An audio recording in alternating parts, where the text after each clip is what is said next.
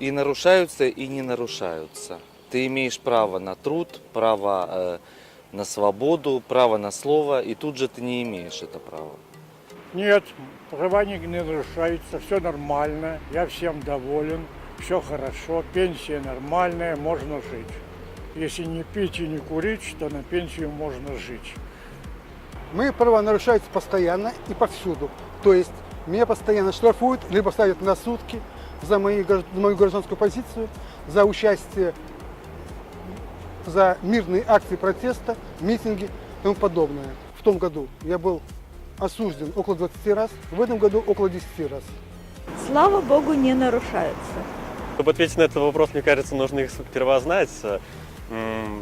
Я считаю, что мои права не нарушаются, хотя, возможно, я этого не замечаю просто-напросто.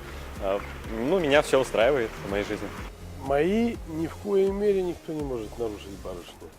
Я сам себе определяю права, сам себе определяю обязанности. Но так, как живет наш народ, бедолага, мне на него порой стыдно смотреть. Я даже не скажу, что права нарушаются. Люди просто не знают своих прав и не умеют ими пользоваться. Они боятся дуновения ветра, они всего боятся.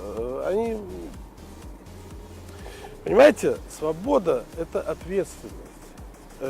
Свободный человек должен быть ответственным, хотя бы перед собой.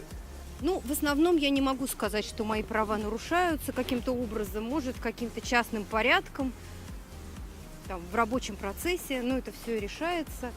Чтобы нарушались права в нашем государстве, я не вижу таких. Я бы не сказал, что в прямом смысле они нарушаются часто, но иногда бывает.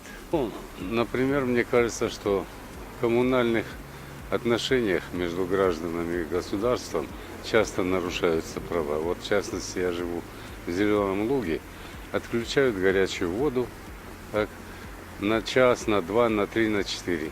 А все это потом нам приходится оплачивать, хотя горячей воды нет, например. Если вы о нашей Конституции, то безусловно. Вот, например, когда я знакомлюсь о том, ну, из прессы в первую очередь, когда говорят о законе о тунеядцах, меня немного шокирует, мягко говоря. Потому что, когда я работаю, все прекрасно. Если я не работаю, значит, я еще и должен.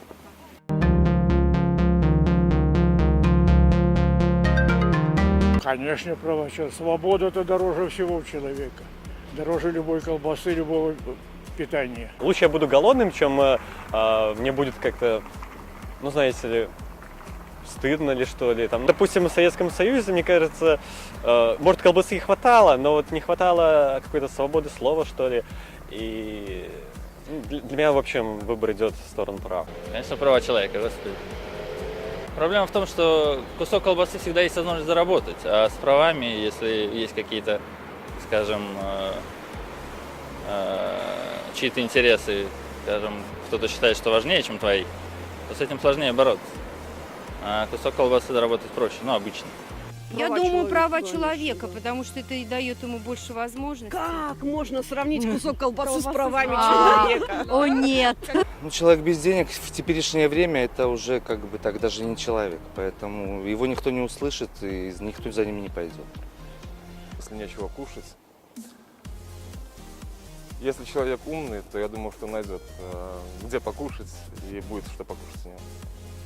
Ну а что людям делать? Людям нужно выживать, поэтому основные принципы выживания – это сон, еда и труд. Нет, на колбасу права человека менять нельзя. Важно права человека.